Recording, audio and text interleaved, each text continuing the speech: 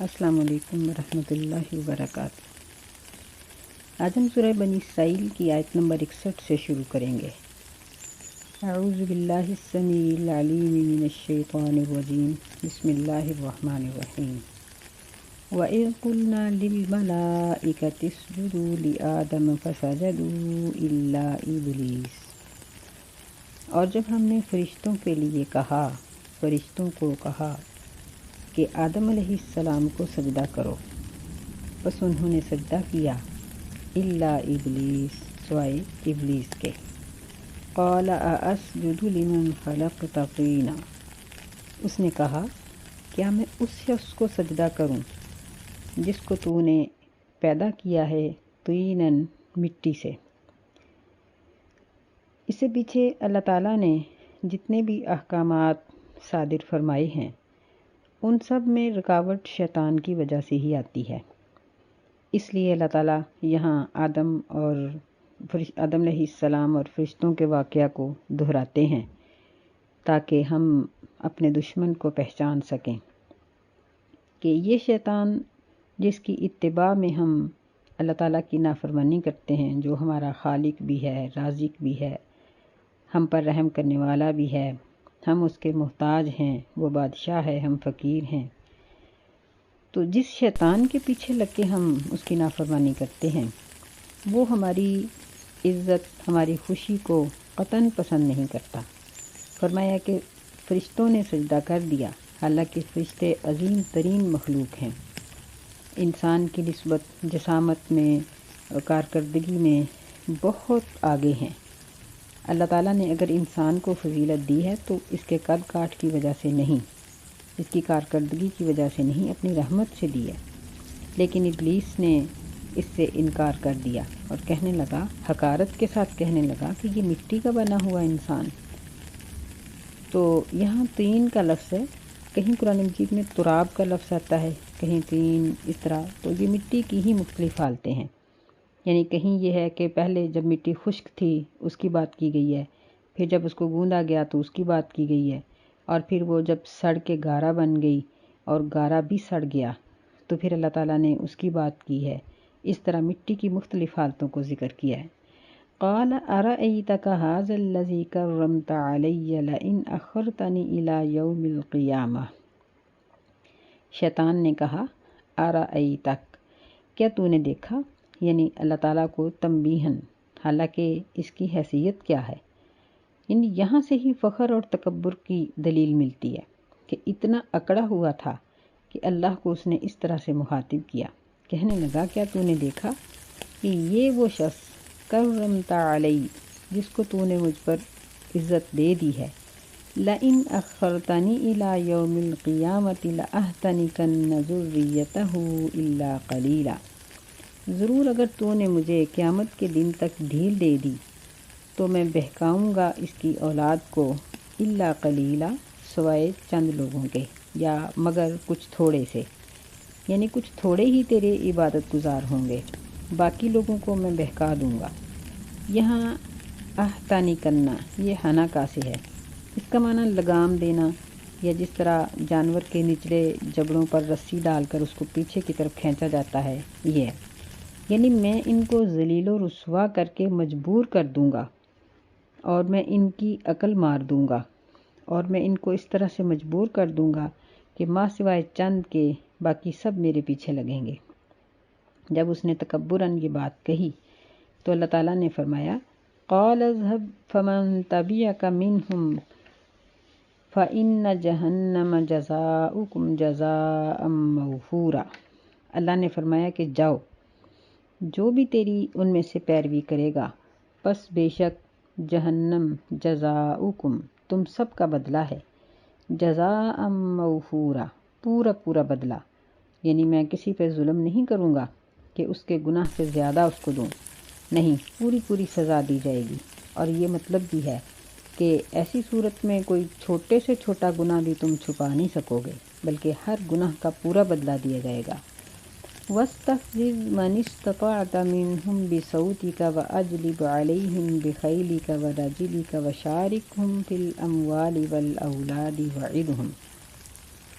وَاسْتَفْزِزْ، اور بہکاؤ، من استطاعت، جس کو بھی تم طاقت رکھو ان میں سے اپنی آواز کے ساتھ، وَأَجْلِبْ، اور دوڑاؤ ان پر، بِخَیلی کا اپنے گھڑ سوار، وَرَجْلِ کا اور پیدل، وَشَارِكْهُمْ فِي الْأَمْوَالِ، اور ان کے مالوں میں شریک ہو جاؤ اور ان کی اولاد میں شریک ہو جاؤ، وَعِدْهُمْ، اور جو بھی وعدہ ان کو دینا چاہتے ہو، وَعِدْهُمْ، ان کو وعدہ دو، وَمَا يَعِدُهُمُ الشَّيْطَانُ إِلَّا غُرُورًا، اور نہیں وعدہ دیتا ان کو شیطان مگر دھوکے کا۔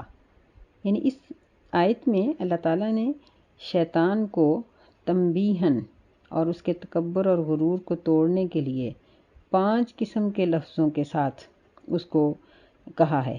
فرمایا کہ اذهب، جاؤ، یعنی جاؤ جو کرنا چاہتے ہو کر لو، واستفزز، اور ان میں سے بہکاؤ جس کو چاہتے ہو۔ اس کا معنی بھی یہی ہوتا ہے کہ کسی کی عقل کو ختم کر دینا، اس کو ایسے طریقے سے ڈرانا کہ وہ سوچ نہ سکے کہ میرا بچاؤ کہاں ہے، بلکہ ڈر کے مارے غلط کام کر لے۔ تو فرمایا کہ اس طرح بھی کرنا چاہتے ہو تو کر لو۔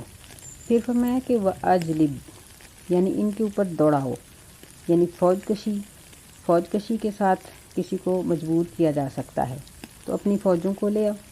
ان فوجوں سے مراد شیاطین بھی ہو سکتے ہیں، شیطان نما انسان بھی ہو سکتے ہیں، شیطانی آلات بھی ہو سکتے ہیں، جس طرح مختلف قسم کے سب سے بڑا شیطانی آلہ آج کل نیٹ ہے، اور اس طرح کی وہ تمام چیزیں، رسوم و رواج، فیشن، خواہشات، یہ سب چیزیں اس میں آ جائیں گی کہ یعنی تم یہی کر سکتے ہو نا، تو ان پر اپنے گھڑ سوار اور پیدل، یعنی ہر قسم کی کوشش ان کے ساتھ کر دیکھو۔ پھر فرمایا وَشَارِكْهُمْ، ان کے مالوں میں شریک ہو جاؤ۔ مالوں میں شریک ہونے کا ایک مطلب تو یہ ہے کہ انسان اللہ کی دی ہوئی نعمتوں کو غیر اللہ کے لیے خرچ کرے، یعنی دوسروں کو غیر اللہ کو شریک کر دے کہ اللہ کے نام کا صدقہ تھوڑا اور غیروں کے نام کی نظر و نیاز زیادہ۔ اور ایک شرکت کا مطلب یہ ہے کہ انسانوں کو اس بات پر آمادہ کرو کہ وہ غلط طریقے سے مال کمائیں اور غلط طریقے پر خرچ کریں، یہ بھی شیطان کی شرکت ہے۔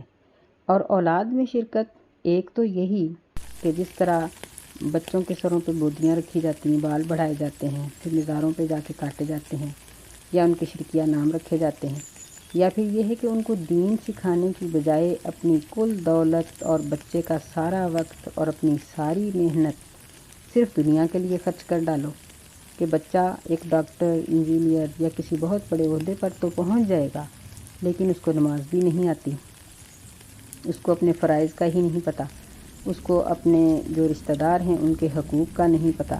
یہ سب چیزیں شیطان کی شرکت ہیں۔ پھر 5ویں چیز یہ فرمائی وَعِدْهُمْ، جو بھی وعدہ دینا چاہتے ہو دے دو۔ یعنی انسان جب بھی کوئی گناہ کرتا ہے تو کسی امید پر کرتا ہے کہ مجھے یہ حاصل ہو جائے گا، یا میں اس طرح سے کامیاب ہو جاؤں گا، یا میں حرام کے ساتھ اتنا ہی زیادہ دولت کما لوں گا۔ یہ 5 طریقے سے اللہ تعالیٰ نے اس کو تنبیہ کی ہے، اور پھر ہم سب کو مخاطب کر کے فرمایا کہ شیطان ان کو جو بھی وعدہ دیتا ہے نا وہ دھوکے کا ہے، دھوکے کے سوا کوئی وعدہ نہیں ہے۔ یعنی جو عقل مند ہیں، کہتے ہیں نا عقل مند کے لیے اشارہ اور گدھے کے لیے ڈنڈا، تو یہاں اللہ تعالیٰ نے مومنین کو مخاطب کر کے کہا ہے کہ جو ایمان والے ہیں ان کو اللہ تعالیٰ کا یہ فرمان چھوٹا سا اگرچہ دیکھنے میں ہے، یہی کافی ہے کہ ان کو یقین ہے کہ شیطان کا ہر وعدہ جھوٹا ہے، دھوکے کا ہے۔ وہ کبھی شیطان کے دھوکے میں آ کر حرام نہیں کھائیں گے، سود نہیں لیں گے، کسی کا حق نہیں ماریں گے، یا اپنی اولادوں کو یتیم نہیں بنائیں گے۔ وہ جانتے ہیں کہ یہ سب شیطان کے دھوکے کے وعدے ہیں۔ ان عبادی لیس لک علیہم سلطان، بے شک میرے بندے نہیں ہے تیرے لیے ان کے اوپر کوئی بھی غلبہ۔ سلطان کا معنی دلیل بھی ہے، یعنی تم ان کے سامنے کوئی بھی دلیل تمہاری کارگر نہیں ہے، تمہارا کوئی بھی غلبہ اور زور ان پر نہیں چلے گا۔ وَكَفَى بِرَبِّكَ وَكِيلًا، اور کافی ہے تیرا رب کارساز، وکیل، سونپ لینے والا، یعنی بندے کے معاملے کو اپنے سپرد کر دینے والا۔ یعنی اپنے بندوں کے لیے اللہ خود ہی کافی ہے۔ میرے بندے جو ہیں، اللہ تعالیٰ کہہ رہے ہیں، وہ شیطان کے دھوکے اور وعدے میں آتے ہی نہیں ہیں۔ آگے اللہ تعالیٰ نے مشرکین کی کچھ حالت کو بیان کیا ہے کہ مشرک اپنے معبودوں کو پکارتے تو ہیں، لیکن جب ان کے اوپر کوئی بڑی مصیبت آتی ہے تو پھر کہتے ہیں کہ اپنے بڑے رب کو پکارو۔ اہل مکہ کی اور اہل عرب کی یہ خاص عادت تھی کہ جب ان کی کشتی بھنور میں پھنس جاتی، موجوں میں آ جاتی، تو باقاعدہ کشتی والوں میں یہ اعلان ہو جاتا کہ بڑے معبود کو پکارو، کیونکہ اس وقت فضائی سفر تو تھے نہیں جن کی مثال دی جاتی۔ یہ خشکی کے سفر کی نسبت سمندر کا سفر یہ زیادہ خطرناک ہوتا ہے، تو اس لیے اللہ تعالیٰ نے یہاں سمندر کی اور کشتی کی بات کی ہے۔ فرمایا ربکم الذی یزجی لکم الفلک فی البحر، تمہارا رب وہ ہے، وہ اللہ ہے، یزجی جو چلاتا ہے تمہارے لیے کشتیاں، فی البحر دریا میں، فلک یہ جمع کے لیے بھی آتا ہے اور واحد کے لیے بھی۔ یزجی کا معنی یعنی انتہائی نرمی کے ساتھ جس طرح پانی کے اوپر کشتی بہہ رہی ہوتی ہے۔ لِتَبْتَغُوا مِن فَضْلِهِ، تاکہ تم اللہ کے فضل کو تلاش کرو، یعنی کاروبار کے لیے یا کسی عزیز کی ملاقات کے لیے کشتی پر سفر کر رہے ہوتے ہو، تو یہ کشتیوں کا کاروبار، پھر اس پر کرایہ لینا، پھر اس کے اوپر جو مال برداری کا کام ہوتا ہے، یہ سب کچھ اللہ کا فضل ہے، اور اللہ نے ان کشتیوں کو پانی کے اوپر تیرایا ہے۔ اِنَّهُ كَانَ بِكُمْ رَحِيمًا، بے شک وہ تمہارے ساتھ رحم کرنے والا ہے، یعنی اللہ کتنا رحیم ہے کہ اس نے پانی کو حکم دیا ہے کہ کشتی کو تیراؤ، اس کو ڈوبنا نہیں چاہیے، اور جب وہ ڈبوتا ہے تو وہ اپنے کسی غصے کی وجہ سے ڈبوتا ہے۔ وَإِذَا مَسَّكُمُ الضُّرُّ فِي الْبَحْرِ ضَلَّ مَن تَدْعُونَ إِلَّا إِيَّاهُ، اور جب تم کو پہنچتی ہے تکلیف دریا میں، ضَلَّ تو گم ہو جاتے ہیں جن کو تم پکارتے ہو اس کے علاوہ، یعنی پھر ان کو تم کیوں نہیں پکارتے بلکہ اللہ کو پکارتے ہو۔ فَلَمَّا نَجَّاكُمْ إِلَى الْبَرِّ أَعْرَضْتُمْ، پس جب وہ تمہیں نجات دے دیتا ہے خشکی کی طرف تو تم منہ پھیر لیتے ہو۔ وَكَانَ الْإِنسَانُ كَفُورًا، اور انسان ہے بہت ناشکری کرنے والا، یعنی جب خشکی پہ آتے ہو تو پھر تم اپنے پیروں فقیروں کا نام لگاتے ہو کہ انہوں نے بچایا، یا پھر اس کا مطلب یہ ہے کہ جب خشکی پر چڑھ آتے ہو، مصیبت سے بچ جاتے ہو، تو پھر وہی گناہ، وہی بے نمازی، وہی جھوٹ، وہی دھوکہ، وہی فریب جو پہلے کرتے تھے، تمہارے اندر کوئی تبدیلی ہی نہیں آتی۔ فرمایا أَفَأَمِنْتُمْ أَنْ يَخْسِفَ بِكُمْ جَانِبَ الْبَرِّ أَوْ يُرْسِلَ عَلَيْكُمْ حَاصِبًا۔ أَفَأَمِنْتُمْ، کیا تم امن میں ہو، یا پھر اس کا ترجمہ یوں بھی پڑھا جا سکتا ہے، کیا پس تم بے خوف ہو اس بات سے، یہ کہ یخسفہ دھنسا دے وہ تمہیں، جانب البر خشکی کے کنارے پر، او یرسل علیکم حاسبا یا بھیج دے وہ تمہارے اوپر گھیر لینے والا عذاب، یعنی خسف کا معنی ہوتا ہے زمین کا پھٹنا اور کسی کا اندر دفن ہو جانا، اور حاسباً کا معنی ہوتا ہے ایسی تند اور تیز آندھی جس میں پتھر بھی اڑیں، یعنی ایسی آندھی تمہارے اوپر بھیج دے خشکی پر پہنچ کے۔ ثم لا تجدوا لکم وکیلا، پھر تم نہیں پاؤ گے اپنے لیے کوئی بھی کارساز، یعنی ان چیزوں سے تمہیں کون بچا سکے گا، پھر تم اس کا نام لگاؤ گے۔ ام امنتم ان یعیدکم فیہ تارۃ اخری، کیا بے خوف ہو گئے ہو تم یہ کہ لوٹا دے وہ تم کو فیہ اسی دریا میں یا سمندر میں، تارۃ اخری دوسری مرتبہ، یعنی کنارے پہنچ کر اللہ کے عذاب کو بھول گئے ہو، اللہ تعالیٰ دوبارہ بھی دھکیل سکتا ہے۔ فَيُرْسِلَ عَلَيْكُمْ قَاصِفًا مِّنَ الرِّيحِ، بس بھیج دے وہ تمہارے اوپر قاصفاً اکھیڑ دینے والی ہوا، یعنی اتنی تیز ہوا اللہ تعالیٰ بھیج دے کہ وہ تمہارے قدم اکھیڑ دے، تمہاری کشتی کو الٹا دے۔ فَيُغْرِقَكُم بِمَا كَفَرْتُمْ، پس وہ تمہیں غرق کر دے اس وجہ سے کہ تم نے کفر کیا۔ ثُمَّ لَا تَجِدُوا لَكُمْ عَلَيْنَا بِهِ تَبِيعًا، پھر تم نہیں پاؤ گے اپنے لیے ہمارے خلاف بھی اس کام کے بارے میں، تبیہ کوئی سوال کرنے والا، پوچھنے والا، یعنی اگر اللہ تعالیٰ دوبارہ تمہاری کشتی کو دریا میں دھکیل دے یا اگلے سفر میں تمہیں پھر غرق کر دے تو کون ہے ہمیں پوچھنے والا؟ صحیح بات ہے، اتنے طوفان آتے ہیں، زلزلے آتے ہیں، اتنی بڑی آفتیں آتی ہیں، کیا آج تک کسی نے اللہ سے پوچھا کہ ایسا کیوں ہوا؟ کسی کی جرت ہے؟ نہیں۔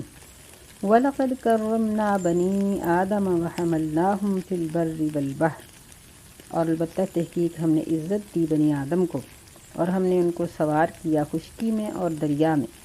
وَرَزَقْنَاهُمْ مِنَ الطَّيِّبَاتِ وَفَضَّلْنَاهُمْ عَلَى كَثِيرٍ مِّمَّنْ خَلَقْنَا تَفْضِيلًا، اور ہم نے ان کو پاکیزہ چیزوں سے رزق دیا۔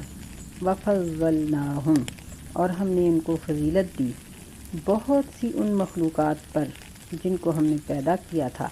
تفضیلا، فضیلت دینا، یعنی بندے کو اللہ تعالیٰ نے ہی عزت بخشی ہے کہ وہ اتنے بڑے جانوروں کو اپنے ماتحت کر لیتا ہے۔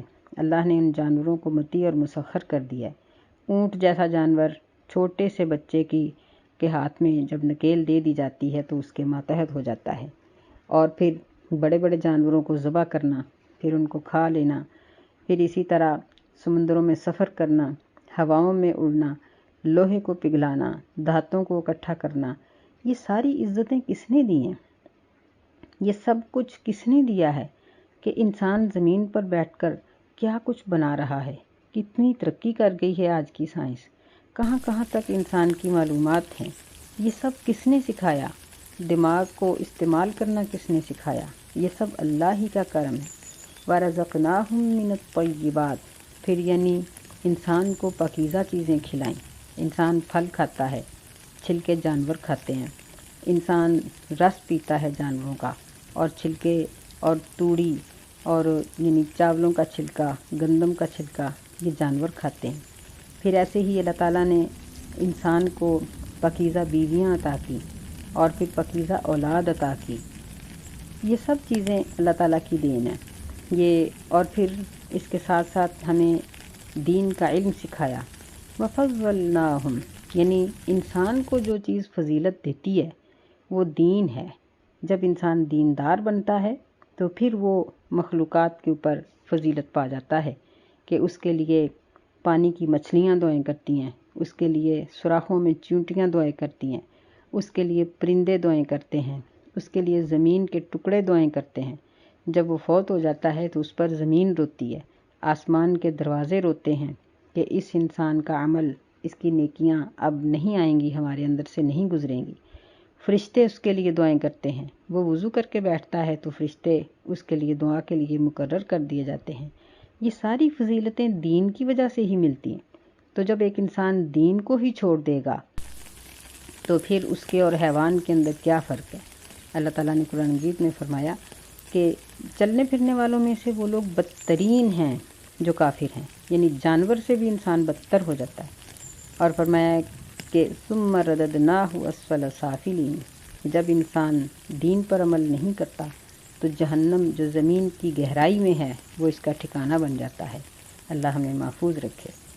یوم ندعو کل اناس بامامہم، جس دن ہم بلائیں گے، ندعو اس میں نون کا معنی ہوگا ہم، جس دن ہم بلائیں گے تمام لوگوں کو ان کے پیشوا کے ساتھ۔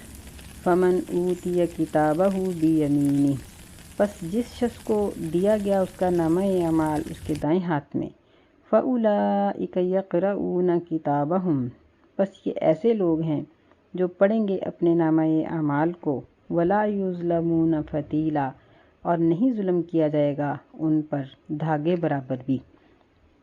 یہاں امام سے مراد ان کا نامہ اعمال بھی ہے جو انسان کے آگے ہوگا، اور اس سے مراد وہ پیشوا بھی ہیں جن کے پیچھے لگ کر اس نے زندگی گزاری۔ مثلا کوئی کسی بت کے پیچھے لگا رہا، کوئی کسی گمراہ کے پیچھے لگا رہا، کوئی مال و دولت کے پیچھے لگ کر اللہ کی نافرمانی کرتا رہا، کوئی بیوی بچوں کے پیچھے لگ کے اپنے اللہ کی اور اپنے والدین کی نافرمانی کرتا رہا، اسی طرح کوئی کسی گمراہی میں پھنسا رہا، کوئی کسی میں، وہ تمام گمراہیاں اس کے آگے ہوں گی اور وہ ان کے ساتھ قیامت کے دن آئے گا۔ اور یہ ایک ظاہری وہاں علامت ہوگی کہ کہ جس کو دائیں ہاتھ میں نامہ اعمال ملے گا وہ جنتی ہے، سب دنیا دیکھ رہی ہوگی، اور جس کو بائیں ہاتھ میں ملے گا وہ جہنمی ہے۔